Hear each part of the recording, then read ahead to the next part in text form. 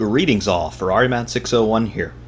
This weekend, Race Sim Studio have released their third ground-up mod for Assetto Corsa, this RSS Formula 79. Let's cut straight to the chase here. The first car that Race Sim Studio released for Assetto Corsa was, of course, Formula Hybrid 2017. That car was fictional. It's Race Sim Studio's own interpretation of the 2017 Formula 1 technical regulations. 2017, of course, brand new spec for Formula 1, the return of big front and rear wings, lots of power, big slick tires, wider tires than in previous years. The cars were going to look different, and Race Sim Studio brought us an interpretation of those regulations before the real-world Formula 1 season even started. They set the bar very high for themselves with that mod. Subsequent to Formula Hybrid, RSS also released Formula RSS 2. It's a clone of a real-world GP2/Formula 2 car from 2011 to 2016-2017 spec. GP2 Formula 2 will be using a new car after the 2017 season. However, their third mod for Assetto Corsa is this, RSS Formula 79. Formula 79 is essentially a clone of the 1978 Lotus 79 Formula 1 car. Now, I say clone because it is a clone. This is the Lotus 79. However, RSS have chosen not to market it as the Lotus 79, probably to avoid a whole bunch of trademark and copyright restrictions, things like that. Good idea from these guys, considering they give us top-notch quality content.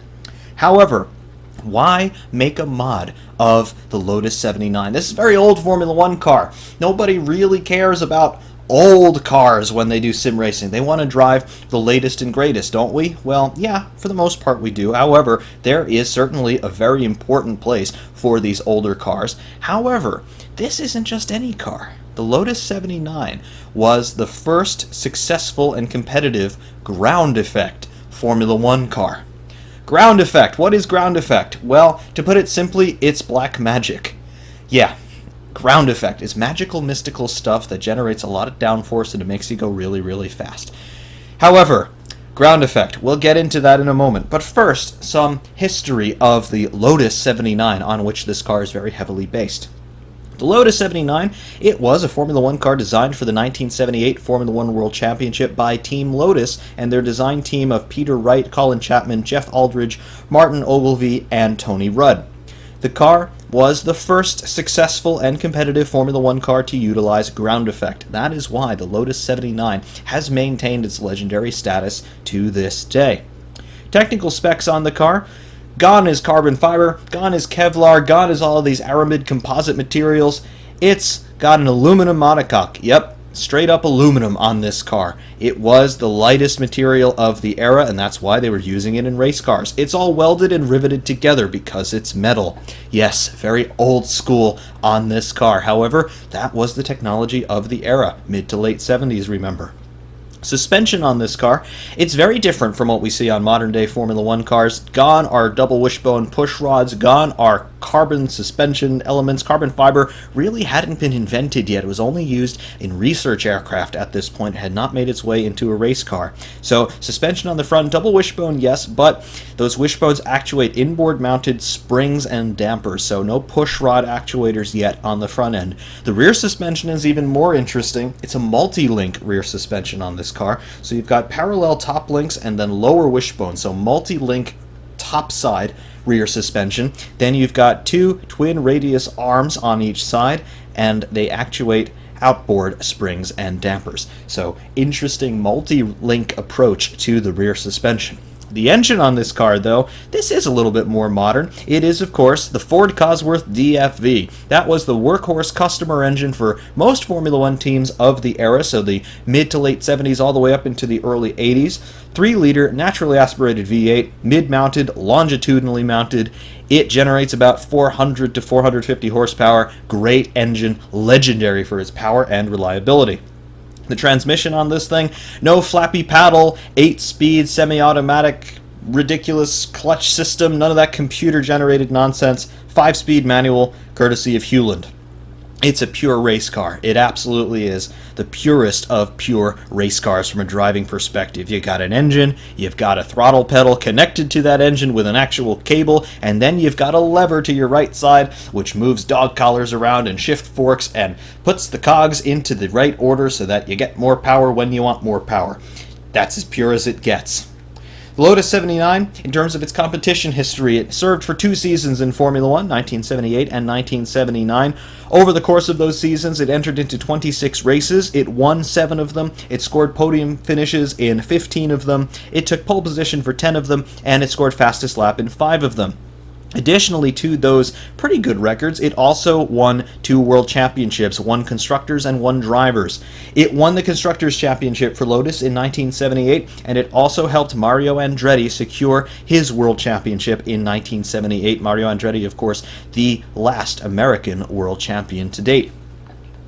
Car's competition history, yeah, it's pretty good. It's enough for us to remember it because it is a double championship winner for the drivers and constructors. However, the real reason why this car is still so notable to this day is because it didn't quite pioneer ground effect, but it perfected ground effect in a Formula 1 car, and it made it into a race winner and a championship winner. That black magic of ground effect, what is it? Well, let's get into the nitty-gritty of how ground effect works. First of all, ground effect is an aerodynamic concept, just so we're clear. However, when we think about aerodynamics on a race car nowadays, we think of wings. Namely, we think of wings at the front and rear. So let's have a look at this front wing on this, don't call it Lotus 79. Well, here it is. It's very simple. It's a flat plane. It's a single element wing. We've got 2 main planes, one mounted on either side of the nose. Very simple. You also notice that the angle of that main plane is pretty shallow, so we're not generating a whole bunch of traditional downforce with this wing. Why would you not want to generate downforce on the front end of the car? I mean, it's pretty important for front end grip and the overall high-speed aero balance, isn't it? You want to make sure those front tires get purchased into the tarmac so that they bite, and then you turn in and you got good grip. You don't have a lot of understeer when you turn in. Yeah, all of that is true, but that's not the aero philosophy of this car. This front wing basically serves more as a spoiler than as a wing. You want to smooth out the airflow as it's heading toward the midsection of the car, and there is a very good reason for this. Once the air passes over this front wing, it is immediately gobbled up by the side pods on this car, and you see here through the gap underneath the upper wishbone on the front suspension. Yeah, that's the inlet for the radiators, sure, but underneath that radiator inlet is where all of that black magic resides. That's where the ground effect happens. If we move toward the rear of the car, you will see presently 2 gigantic tunnels underneath this car. Now, we've got a center section of the car which is much lower to the ground than the outboard sections of the floor. It almost looks a little bit similar to a modern-day Formula 1 floor, where you have a step plane in there. You've got the plank on the lowest section of the floor for legality reasons, and then you have a step plane and then the reference plane, which is a slightly higher element of the floor. Yeah, we're all familiar with that. That's not what's happening here, though. There were basically no regulations governing the shapes or sizes of any stepped planes or any other changes of height of the bottom of the car in this era. So Lotus, being innovators, they decided, is it possible to turn the bottom of the car into a wing, and then to turn that wing upside down and generate a whole ton of downforce with it? Well, the simple answer to that question is yes, of course it's possible to do that. And if you've got the budget and you've got the engineering know-how, you can achieve it, and that's exactly what Lotus did. You'll notice the overall shape of this car. It's a wedge. Cars in the 80s, be they road cars or race cars, they all have this generic wedge shape to them, and there's a reason for this. Is it to look good? Not necessarily. I think a lot of us tend to look at these cars with the rose-colored glasses and we say that they look really great, and they do look good. They look good in their own ways. They look very dated because we all do associate this shape with the late 70s and all the way up to the mid-80s and even early 90s when we talk about road cars being wedge-shaped. But that wedge shape exists for a very specific purpose. If you have a car that flares up at the nose and then rises to a uniform height across the top of the chassis, that means that the airflow is going to be more so concentrated underneath the car, and that is where all of this magic starts to happen with that downforce generation. Ground effect works on Bernoulli's principle, meaning that as air increases in its speed, the pressure that it exerts on adjacent surfaces decreases. Now, if you want downforce, doesn't downforce work by pressing down on the car and creating more grip by making the car hunker down in that direction from pushing it down from the top? Well, yeah, that's how downforce works on a wing car, but when we're talking about underbody aero and ground effect, the exact opposite happens. Yes, the air comes in through the front end of this car, as you can see, passes over the front wing, and then it gets funneled into the tunnels underneath the car. However, when the air is now underneath the car going through those tunnels, the tunnels are designed in such a way that the airflow accelerates as it passes through them. The top sides of these tunnels are flared upward in an airfoil shape, just like an aircraft wing. However, picture an aircraft wing inverted, so the curved section of the wing is now facing down toward the ground. That's what's happening underneath this car. As the air passes over that airfoil, it accelerates, and as the airflow accelerates, it decreases the pressure that it's exerting on the adjacent surface, meaning that it creates an area of low pressure, an area of suction underneath the car, and therefore the car is pulled down from the bottom toward the racetrack, and the whole car hunkers down as the speed increases. It pushes those tires into the tarmac, thus generating a whole ton of grip. That's the idea of ground effect in principle. However, there's a problem with this. As the air is funneled into those tunnels, sure, it's fine. It's a brilliant solution. The airfoil is going to do its job. The airflow is going to accelerate as it passes through those tunnels. However, there comes a point of critical mass. When the speed gets high enough, the airflow is going to overwhelm the surface area of those tunnels, meaning that the air no longer has any place to go and expand into those tunnels and then be shot out the back of the car. This means that the air is going to start spilling out the sides of the car, around the sides of the side pods here. And that's not good. That's going to kill any more downforce generation, and worse still, it could generate lift, which could actually cause the car to come up off the ground, and that's the exact opposite of what you want. So, enter another innovation, skirts.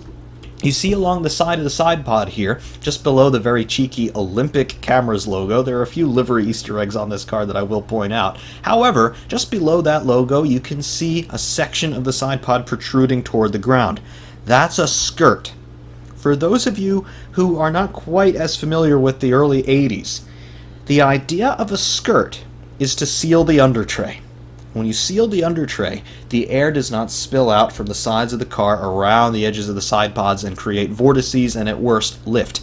However, the skirt is more than that. What the skirt was able to do was it came down from the side of the car and it actually touched the ground. It's designed to do that. But more so than just touch the ground, the skirt is articulated in a way that allows it to rise and fall and follow the undulations in the tarmac over bumps, over crests and dips, and also to maintain consistent contact with the ground as the car is in different moments of heave or roll. So it's longitudinal and latitudinal attitude. The skirt will always be in contact with the tarmac. This is absolutely important. If the skirt is going to seal the undertray sufficiently, it must be in contact with the ground. So having that articulation, allowing the skirt to rise and fall with either the attitude of the car or with the overall configuration of the tarmac, that enables the undertray to be sealed, and therefore, at very high speeds, even though there's a whole ton of air being forced through these tunnels, more air even than the tunnels can even handle, it keeps the air from spilling out the sides of those tunnels, and therefore it forces it to be fed through the tunnels and then shot out the back of the car at incredible speed. This creates that suction, that zone of low pressure under the car, the whole car hunkers down, and that is what gives the car its grip. That front wing doesn't do a whole lot of work, neither does this rear wing. You'll see, the rear wing doesn't have that severe an angle to it either. Yeah, there is a little bit of downforce generated by those front and rear wings, but for the most part, this is not a wing car. The entire car is a wing. The whole center section of this car, anyway, it's a wing. It's an inverted aircraft wing, basically, in theory. So, as the airspeed increases through the bottom of this car, the downforce also increases because the faster the air flows through those tunnels, the lower the pressure it exerts on the car above it, meaning that the car hunkers down into that area of suction underneath and it's stuck to the road. That's the idea of ground effect in a race car. However, this is passive ground effect. It relies on the car being driven through clean air, obviously moving forward, for this theory to work. And the faster the car goes, the more downforce it generates. However, there were also two notable attempts at active ground effect in racing history. They are, of course, the Chaparral 2J from the mid-1960s in Can-Am and the Brabham BT46B from Formula One. The Chaparral 2J, those of you who have seen that car, it is hideously ugly. It's a brick with a nose cone and four wheels. Yeah, that's what it is. It generates effectively no topside aero at all. All the magic happens underneath. It uses ground effect just like this Lotus 79, or Formula 79 if we want to be politically correct. However, the difference on the Chaparral 2J is that in addition to a big 5-liter Ford engine generating all the motive power for the rear axle, it's also got a 90 horsepower snowmobile engine in the back. And no, that's not for a 1960s version of Kurz. That is for running two fans mounted in the back of the car, which are connected to air ducts which feed the under tray. Those fans pull air from underneath the car, thereby creating that suction and getting that airflow started through the tunnels. Sitting still, the Chaparral 2J could generate downforce. Yeah, that's active ground effect. The other attempt was the Brabham BT46B. That was a Formula One car that was immediately banned after it won its first and only Grand Prix in Sweden. That car is known as the fan car because, just like the Chaparral 2J, it had a big fan at the back driven off of the gearbox. Now, the designers at Brabham got away with that because they said the fan was for cooling, and technically speaking, the primary purpose of that fan was for cooling. About 50.1% of the fan's airflow went to cool the engine, and then the remaining percentage went to go and pull air underneath the car. So, both the Chaparral 2J and the Brabham BT46B could generate downforce at a standstill, and that meant that not only could the car go around corners extremely fast, but the drivers also had the ability just to floor it and dump the clutch and just do a full 1.5G start off the line, because there's no way you're getting wheel spin in a car like that. It just has so much force already sucking it down onto the ground from the word go. Obviously, active ground effect was banned in Formula One, much to everybody's disappointment. And then other racing series followed suit, and there hasn't been a so-called fan car ever since. However, the amount of performance that is available from ground effect, both passive aero, as we see here on this RSS Formula 79, as well as in active aero, as we see in Adrian Newey's Red Bull X Series cars, there's a lot of performance potential there, and it's an area that really hasn't seen any development in the real world since the 1970s. And it's really, really frustrating for me because I love engineering. I love seeing what things are really capable of doing when you push their limits. So I would love to see active ground effect come into some racing series again. Will we ever see it? Probably not, because the same concerns come up again. How much cornering force can the cars generate? Can the drivers even survive those G-forces? What happens in an accident when you get it wrong going through, I don't know, a hairpin turn at 130 miles an hour, because that's what you could do with active ground effect? Yeah, a lot of problems start to come up, but we have seen it before, and it is an area of development which is still really, really cool. However, enough about the technical jargon of ground effect. It's very important to understand. However, that was a very long explanation. What have Race Sim Studio given us in this car?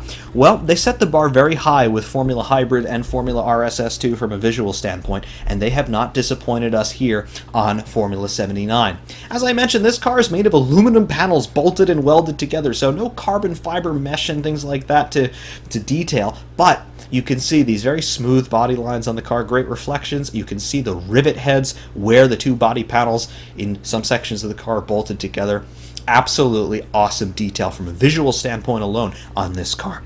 Moving around, you can see that front suspension that we talked about. You can't see the dampers or anything because they're inside the bodywork, but you can see the upper and lower wishbones. You can see the brake ducts punctuating the front end there. Very, very nice modeling once again, guys. Absolutely love it. Getting in closer toward the wheels, you can see the inboard sides of the brake calipers just behind the brake ducts there. Absolutely great. Moving to the wheels themselves, a nice split rim design on this, and you can look inside the wheel there and you can see the brake rotor, steel rotors on this car, and just traditional ceramic brake pads. Carbon fiber brakes had not been invented yet, so steel brakes on these cars. However, they were still pretty powerful, I must say. Looking around to the midsection of the car, you can see the radiators and the radiator outlets. These are basically proto-chimneys. Remember the chimneys that we saw on Formula One cars in the mid-2000s? They were exhausting that radiator air from the side pods. That's what's going on here too, but rather than sculpting a very impressive-looking chimney device and integrating turning vanes into it, nope, just cut a big hole in the top of the side pod and let the air fly out. Yep, that's what's going on. A little bit of downforce generation with this as well, but the primary purpose is just to evacuate that hot air after it passes through the radiator matrix and cools that water to keep the engine happy. Moving toward the rear, I mentioned that multi-link rear suspension. You can see it here, and you actually see it functioning as well in the replay views when you're out on track. Really, really great.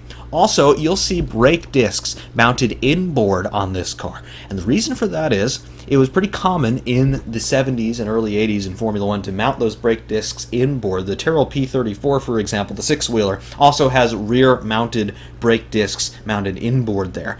But the idea here is to minimize what's called unsprung weight. Unsprung weight is anything that sits outside the boundary of where that rear suspension is in terms of the dampers. So on a modern Formula One car, all of your dampers are mounted basically in the middle of the suspension elements.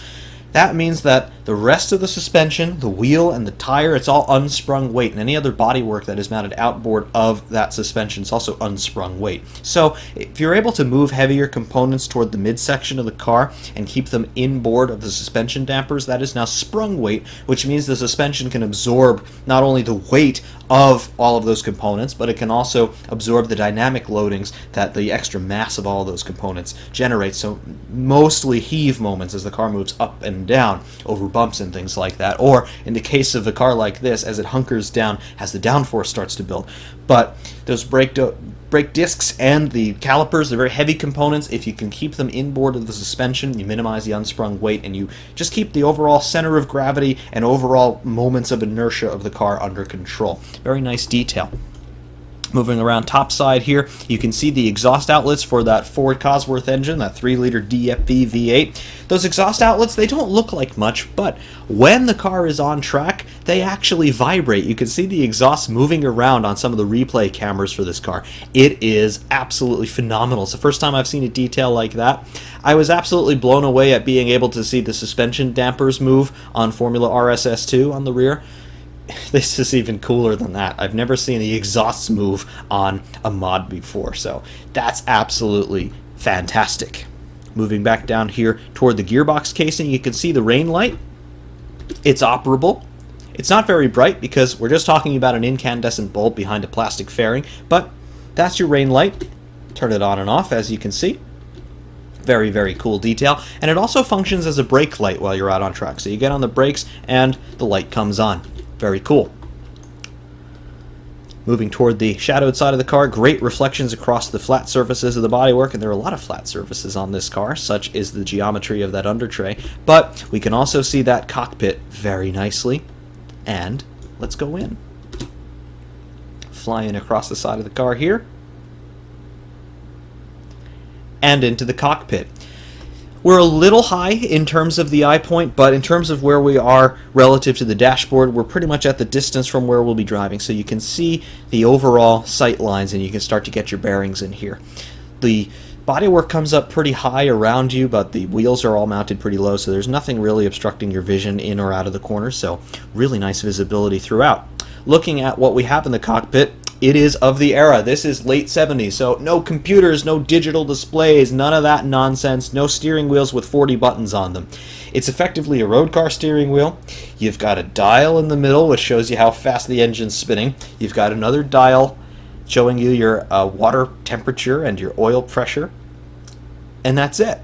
You've got a couple switches off to the left. You've got a switch for ignition and then a switch for the rain light. You've got a fire button on the right-hand side of the dash, and then you've got another switch below that that I can't quite read, but that's what's going on in the cockpit. There are your controls.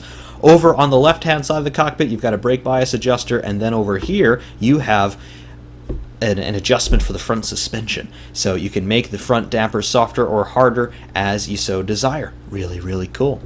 Over on the right-hand side of the bulkhead, there's your gear lever, and you can see that they've gone through the trouble to include there in the textures a hand-drawn shift pattern, and I'm sure that Formula One teams actually did this. Back in these days, drivers were not necessarily contracted to run for an entire season, so you might have multiple people driving this car at different times. So if someone's a little unfamiliar with the car, there's your shift pattern. Any questions? Good. You can see there, reverse is up where you might expect first gear to be, and then first is a dog leg back toward you, and then 2, 3, 4, 5. Very, very cool. Straight up 5-speed manual gearbox. This is as pure as a race car really should ever be, but is as pure as it gets. Moving around to the sides of the top side bodywork, all in fiberglass, and you can see the texturing there. Very nice. You can see the bolts that hold the wing mirrors in place. Very cool. I love that detail. And then moving back in the cockpit, looking down, you can see a seat and seat belts have been modeled there. You can see the weave in the fabric of the seat belts, and you can see that the seat is also fiberglass. Moving around toward the back, you see more rivet heads, and you see a roll bar. You don't see a big air snorkel on this car. The engine's fed through the side pods. So you've just got a roll hoop here, and then you can see clear back across to the rear wing. And of course, you've got those massive rear tires as well. Very, very cool stuff. Around the other side of the cockpit, the detail looks just as good. And here you can see the RSS Formula 79 chassis plate. Very nice touch. I like that. Shows that these guys have a lot of pride in their work. I love it. Moving back toward the business view. I love this steering wheel. Not only is it a very simplistic steering wheel, but you can see it's not exactly pristine. It looks like it must have been dropped a few times, and you can see some scratch marks on the front face of it, maybe where the wrench has scratched some of the paint off, where they're tightening it into the car. Absolutely great stuff. And you do notice a switch on it.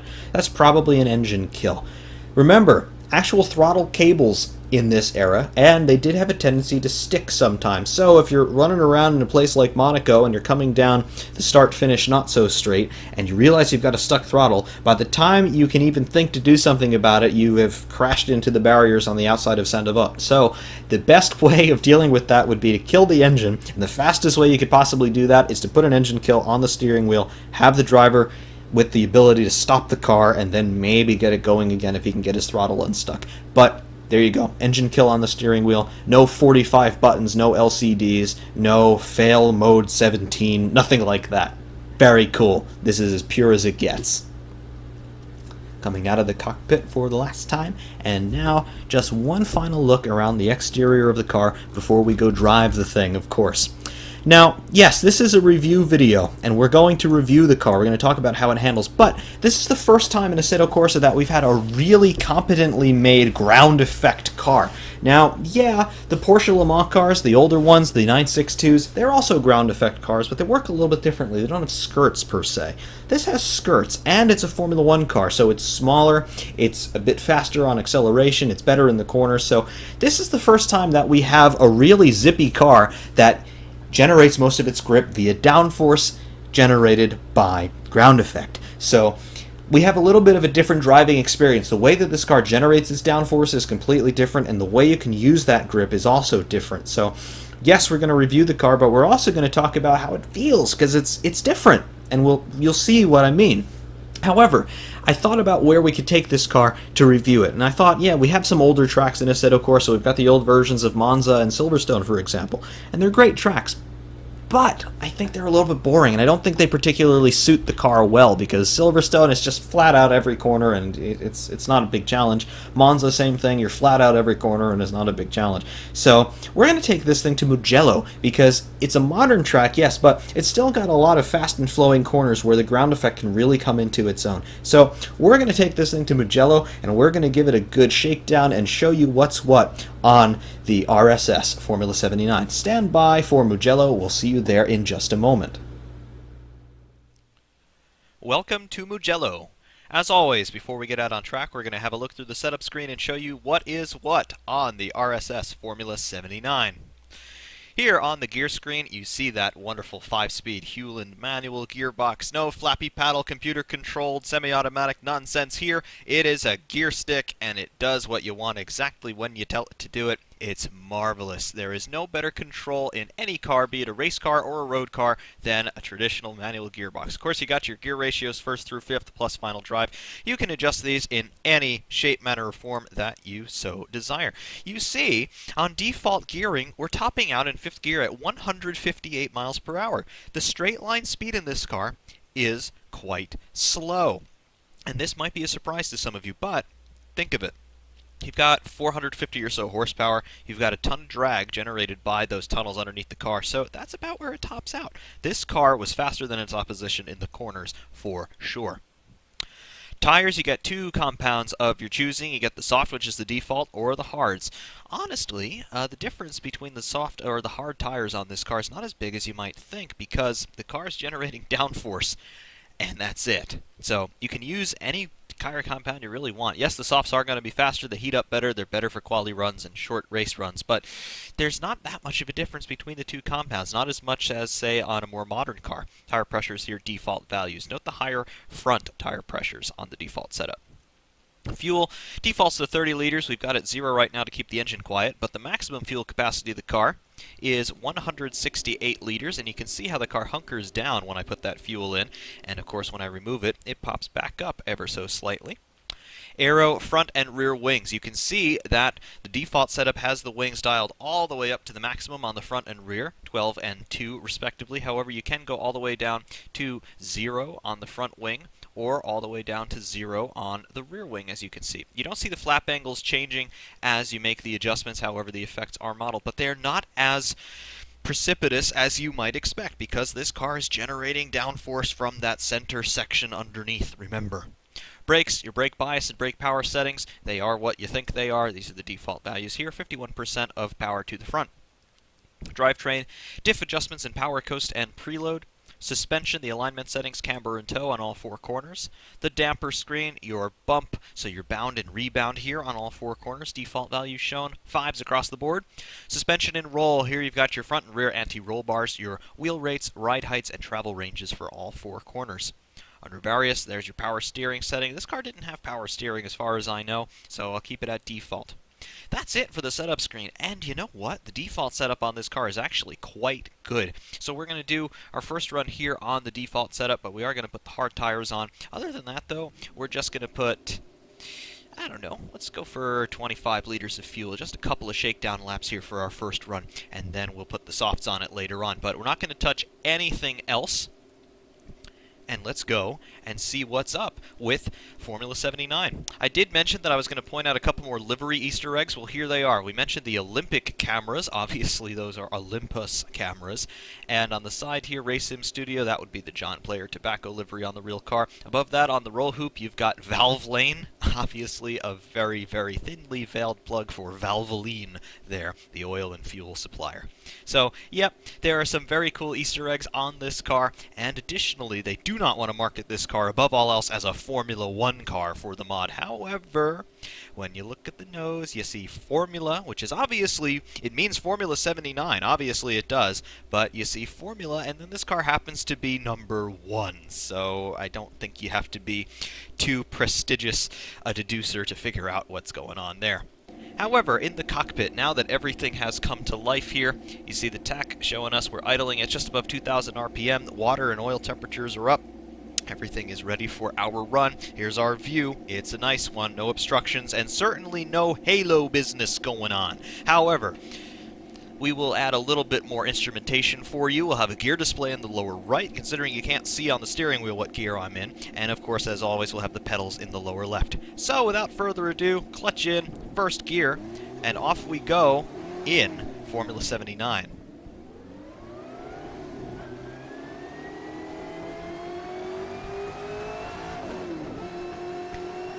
We'll just be cautious here, get everything warmed up. And you can see a tattletale on the tachometer, just below 7,000 RPM. That red line, that is our peak RPM so far on this run. Of course, when we're winding it out, we'll be shifting at over 10,000 RPM.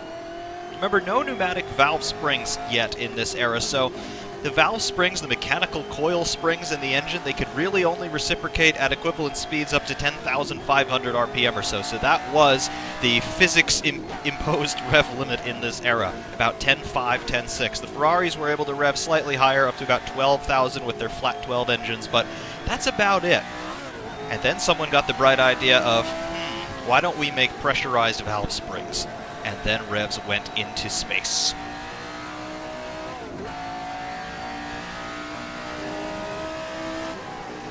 Some nice sounds from that Cosworth DFV. And we're not even really in the power band yet.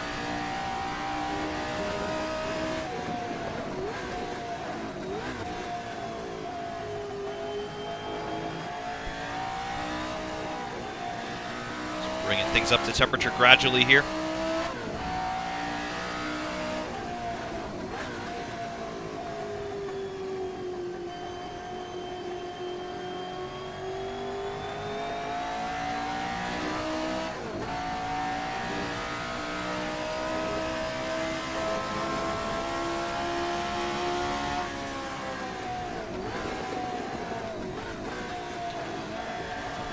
See, when we get up to about 8,000 RPM on the tack, the engine really starts to howl. It's a great noise.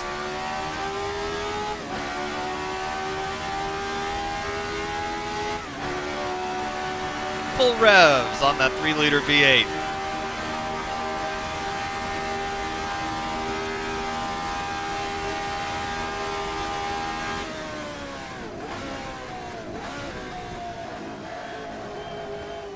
Turn 1.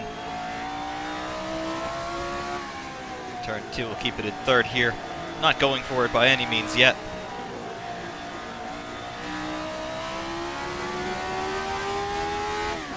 Into fourth. It's such a great noise from that motor.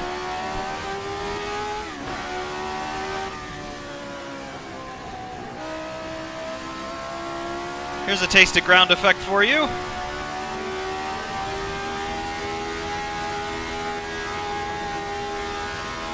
You know what other car these two corners are flat in? Ferrari F2004. Just to give you some sense of perspective.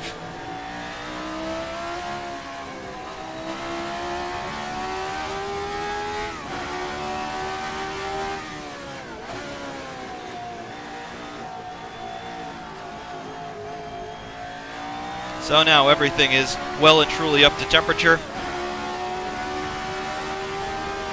We can start to make some observations on the baseline default setup, which I must say is quite good by itself.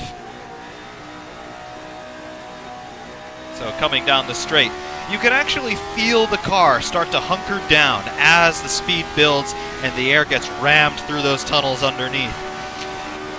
In your mind's eye, at least I do this, when I'm driving a car, particularly an aero car, I start to picture the front and rear of the car working separately, yet in harmony. I can visualize this in my brain. I can almost see the air passing over those wings, and I can sort of predict what it might do. However, in this car, my mind's eye is less drawn toward the ends of the car, so the front or rear, but it's more so drawn to the center. This car feels very centered. Perhaps you could say it's zen, but all of the force that you feel as the car hunkers down, as that downforce builds, it's not on the front or the rear, it's in the middle. And that makes perfect sense in a way, because where are those tunnels? Well, they're in the middle. So all of that pressure is being distributed evenly across the center section of the car. The front and rear wings really don't have all that much effect, to be quite honest.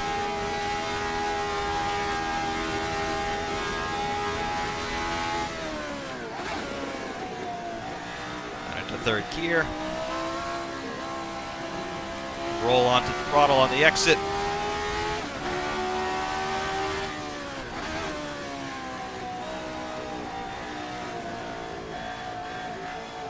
A little bit of understeer.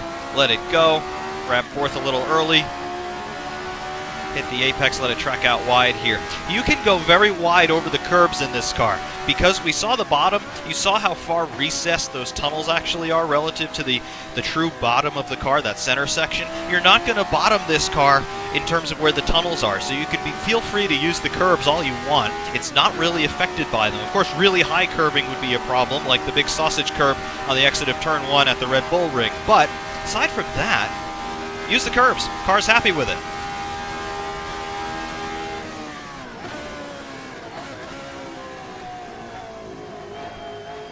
How does it feel through the low speed stuff? On default setup, feels absolutely fine. No problem whatsoever, but you will notice I'm fighting the steering a little bit through these low speed corners, and that's fighting the steering a lot a bit. Just like a wing car, speed influences downforce in this thing, and downforce squares with speed, and so does drag. But the faster you go, the more downforce you're going to be generating, whether it's with a wing or, in this case, with underbody tunnels. So the faster you go, the more stable the car feels. Like through here, these high-speed corners, the car feels absolutely rock steady, no problems, tons of confidence straight away. And in a car that's this old, to be able to take these corners flat, that's really impressive. The Ferrari 312 can't do that, I'll tell you that much.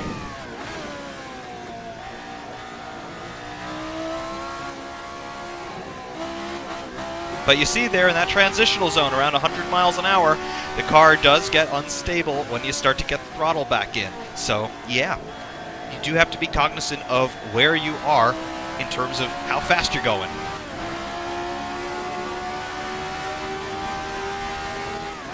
Default setup at high speeds feels absolutely rock steady. However, at low speeds in that transitional zone between the mechanical and aero grip, like right here, there's your instability. So we'll dive into the pits here.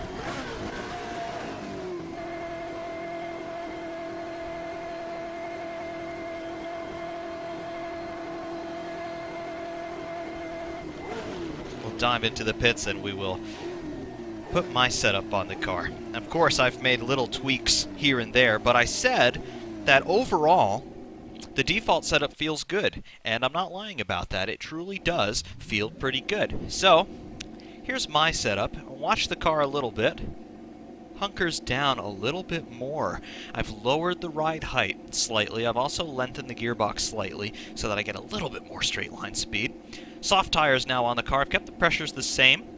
Fuel at 30 liters, that's really enough. I mean, we'll run for a while on 30 liters of fuel. The car's actually fairly economical, believe it or not. I've also lowered the wing angle, so the front wing angle's gone down by 2 clicks, and the rear wing angle has gone down by 1 click. Again, the wings don't really influence this car all that much. I could probably get rid of more wing, and it would be fine. I've driven this car at Monza on no wing at all, and it feels absolutely fine. Brake bias, haven't touched it, haven't really touched the diff. I've added a little bit more coast diff, I think, but preload and power are the same.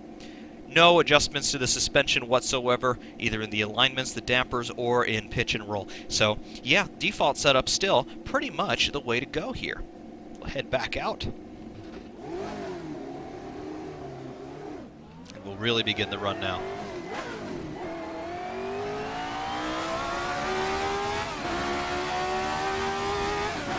And of course, I should mention we are now on the soft tires, so a little bit more grip through some of the low-speed corners. Of course, they're cold at the moment, so we won't have much.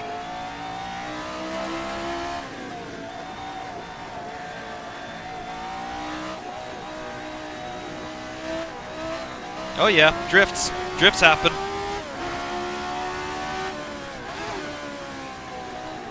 More drifts happen. Again, those tires are cold.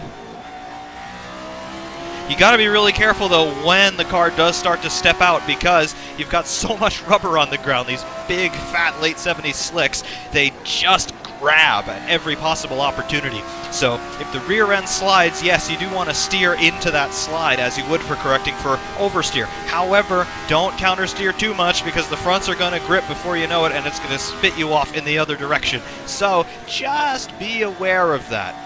If you are somebody like me who tends to saw at the wheel a bit when you get oversteer, just back it down a notch.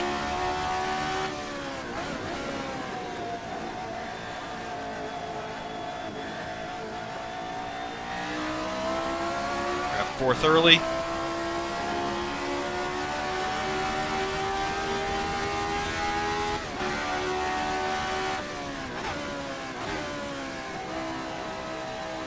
Alright, the tires feel good now. A little bit of understeer mid-corner, no problem.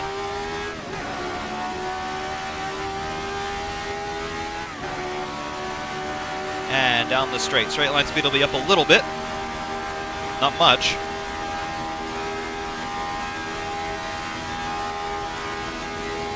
Now braking into turn 1, down 2 gears. To the apex, make a late apex. Now feed the power in progressively. Keep it in third for turns 2 and 3. Use the curbs all you want, but be advised the car will be skatey through here just like that. Yep.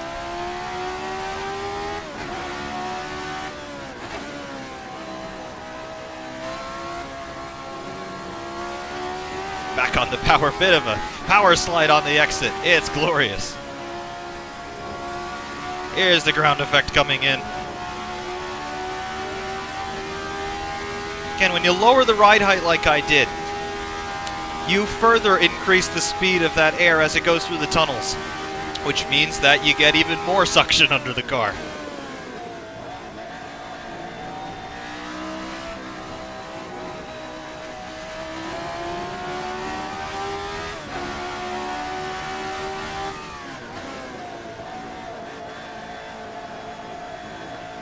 Hesitate on the throttle, let the car go. Short shift into fourth again for the chicane. Wide over the curbs. Do that all day long. It does not care.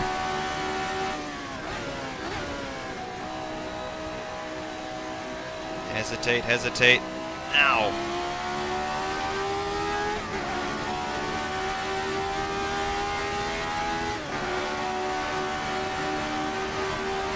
So, we're now well established in this run. How does it feel? Well, with my setup changes, really, it only influences what the car does aerodynamically. So at speed, when the ground effect starts to come in, it feels even more stable than it did on default because I'm lowered the ride height, and therefore I've got the air moving under the car even more quickly as it's being compressed and sped up by that airfoil. So, yep, I've got more aero grip through the high-speed corners, so the car feels even more stable. Mechanically, though, as you can see, it is still quite skatey in these medium-speed sections, so just be aware of that. However, just like a modern Formula 1 car, it feels absolutely terrible at low speeds, and then when you build up the confidence to be able to push the car through the corners, it all just sort of settles down, and there it is. You got to trust the downforce. And this was probably the first car where that maxim, trust the downforce, became true. Because, yeah, it's got a lot of downforce. It is generating far more downforce than its own weight, for sure. So, yeah, trust it. You won't think it's going to stick, especially when you remember how old this car is, from 1978. How many of us have road cars from 1978 anymore? Not many. And those of us who might, you might miss some modern amenities, like seat belts. But you do have to sort of readjust your brain when you drive this car. Yes, you know how old it is, but at the same time, it feels surprisingly up to date.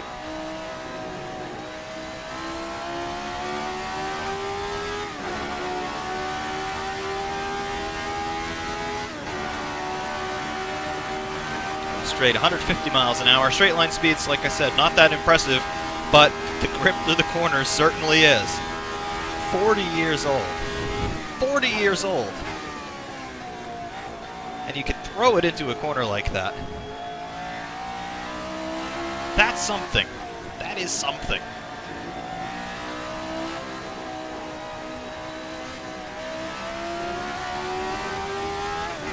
Feeling that car hunkered down in this infield straight.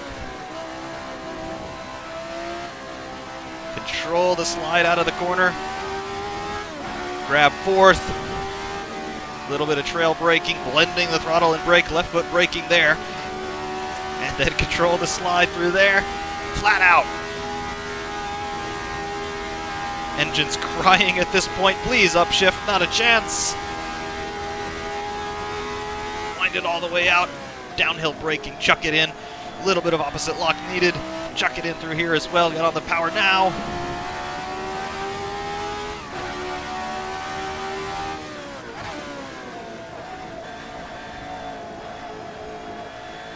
And just be aware of what the aero's doing.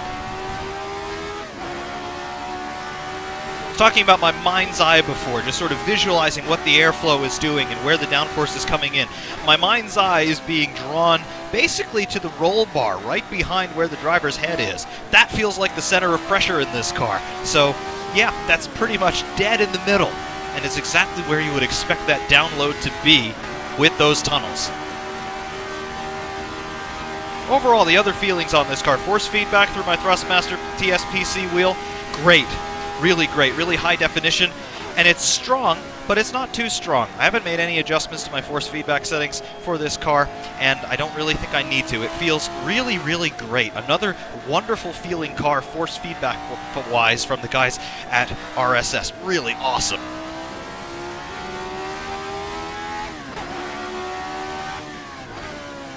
Also, I've got to say, this is the first car that RSS have made that has a manual gearbox.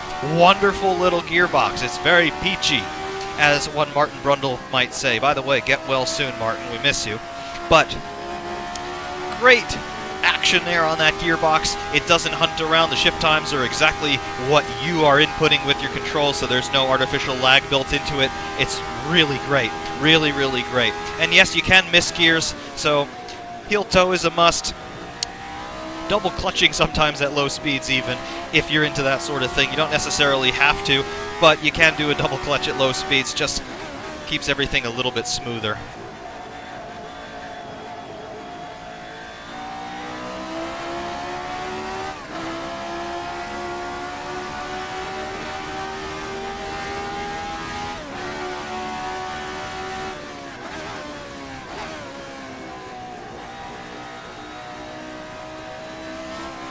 Four-wheel drift there. When the back end breaks free, it does give you enough warning where you can sort of almost preemptively catch it, but you've got to be quick. It gives you a brief moment of, hey, I'm about to spin, do something, and then it spins. So you've got to be very in tune with what this car is telling you at all times.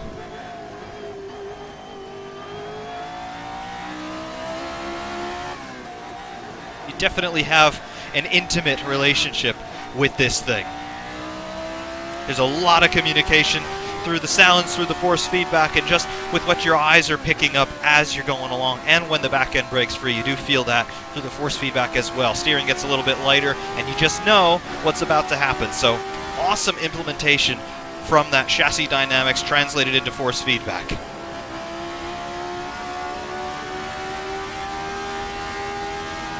But through these corners, you really see how that ground effect works. Just zooming along.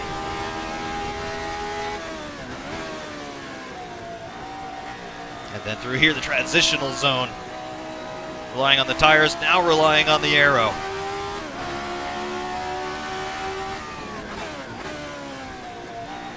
That's a drift. How did that one get caught? I don't know. This car is better than me, I'll tell you that much.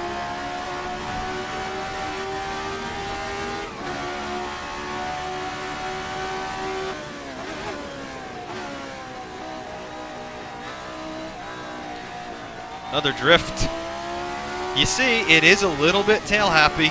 It is a little bit tail happy.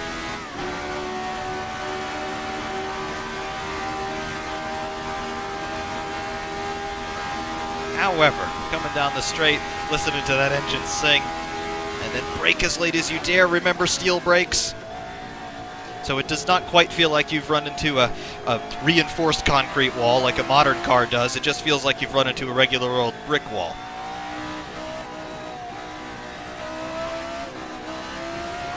So you gotta play with the throttle and play with the steering when that back end breaks free, but you've gotta be careful. Like I said, those fronts will grab in an instant, and then you'll know all about it in the worst way possible.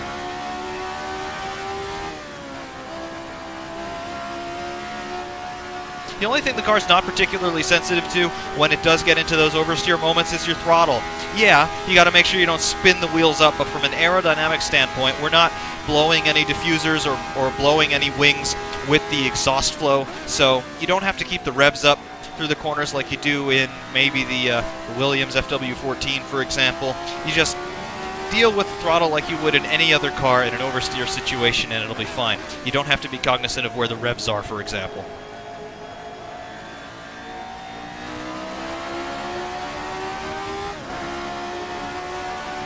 Speaking of the engine, it's a wonderful engine. It's a very linear engine. Power comes in above 7,000 RPM for the most part, and then it's very linear all the way up to redline. Torque comes in pretty high, I would say about 8,500 RPM, and then maximum power is probably around there as well. So it's a pretty one-to-one relationship with what you do with the throttle and how the engine responds.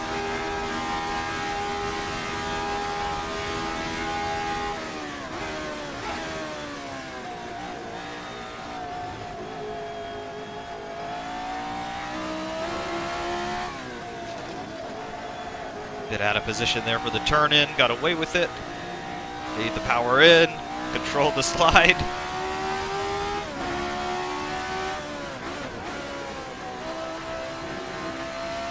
It's a wonderful car.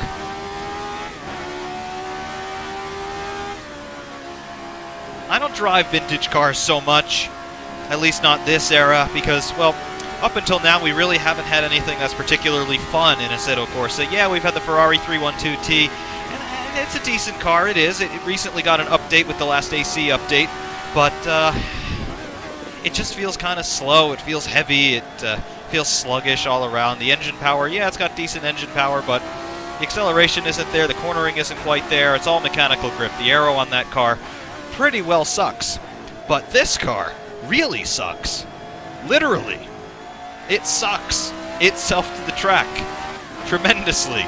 And it means you could do this in a car that's 40 years old. That's incredible.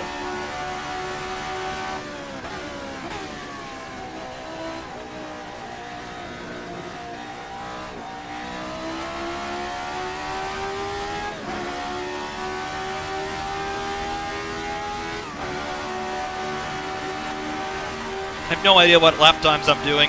I don't have a clock in here. I don't even know how fast I'm going aside from the HUD display. All I really know is my engine RPM and the water temp, which is fine by me. I don't really care. I don't want to be bothered by all that stuff all the time. Like I said, it's pure. It's as pure as it gets. You know what the engine's doing, and you know what you're doing. And that's all that matters, really.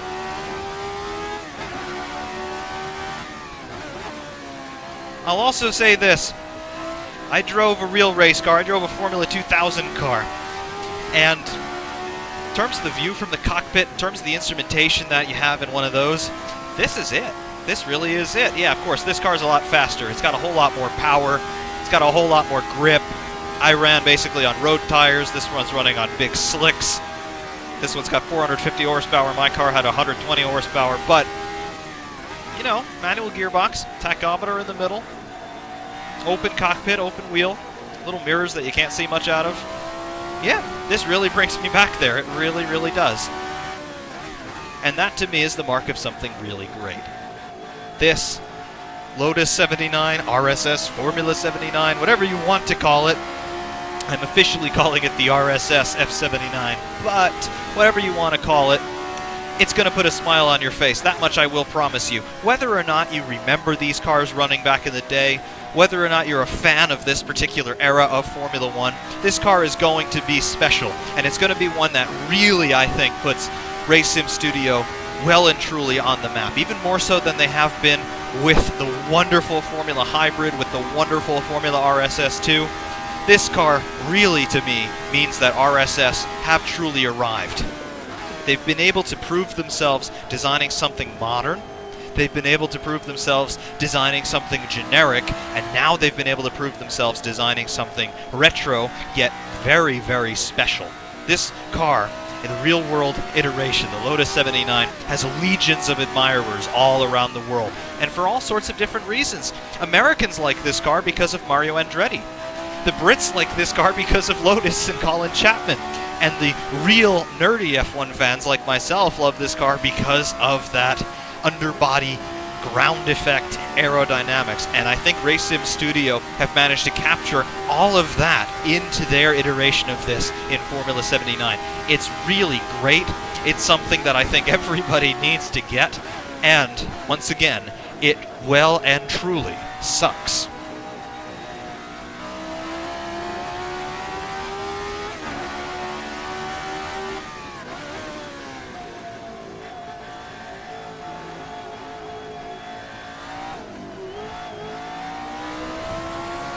We ran out of suck there for a moment.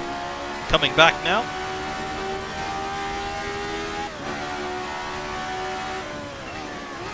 Also think the tires are wearing a bit. Not too bad though. About one more lap of fuel in this thing before it cries enough and leaves me stranded someplace in Sector 2.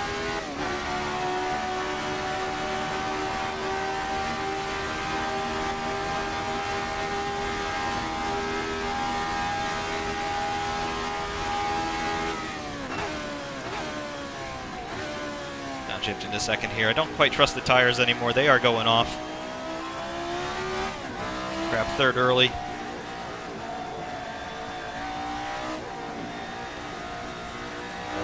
Gentle on the throttle now.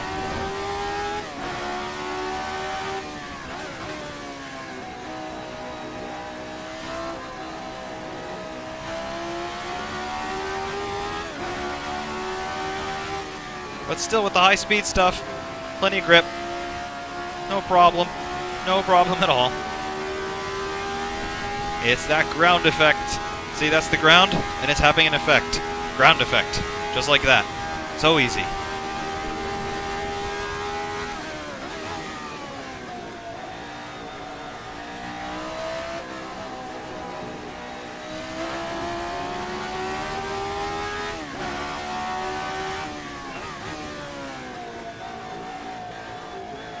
Oh yes, this is one special car, I'm going to say that. It's going to be very popular online, I think.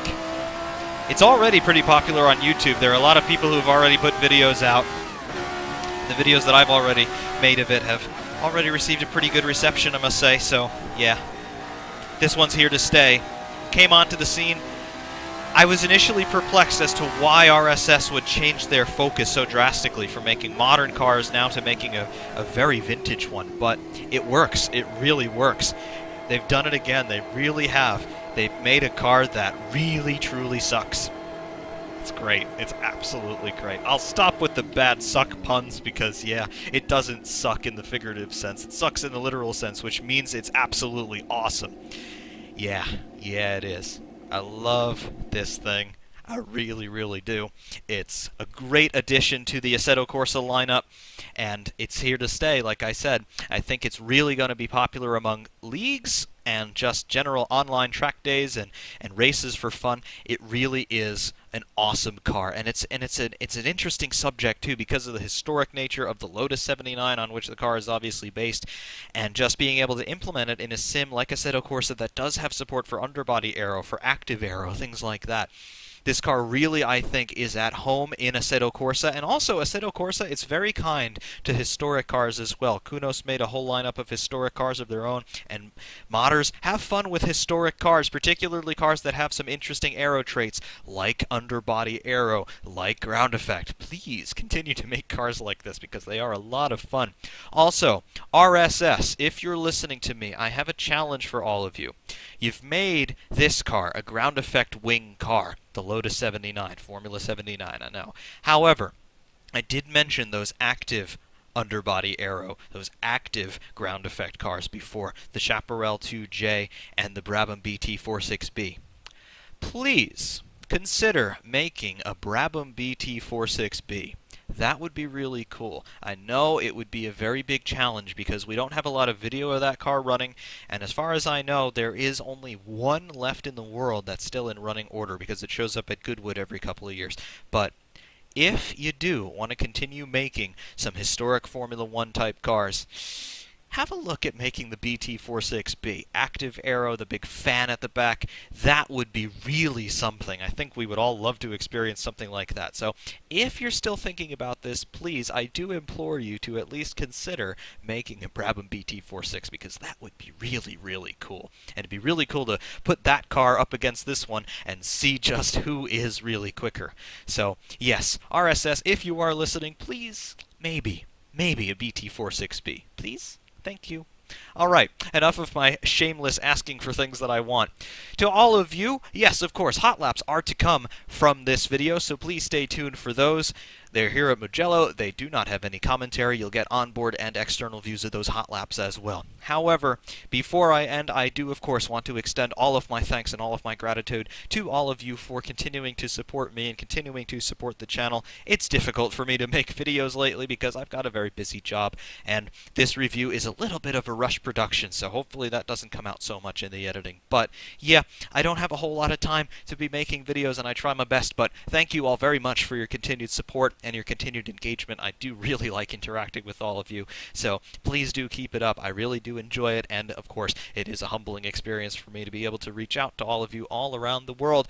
This humble little American who should have no business knowing anything about Formula One, making videos about Formula One, and being able to interact with a whole worldwide audience of Formula One fans.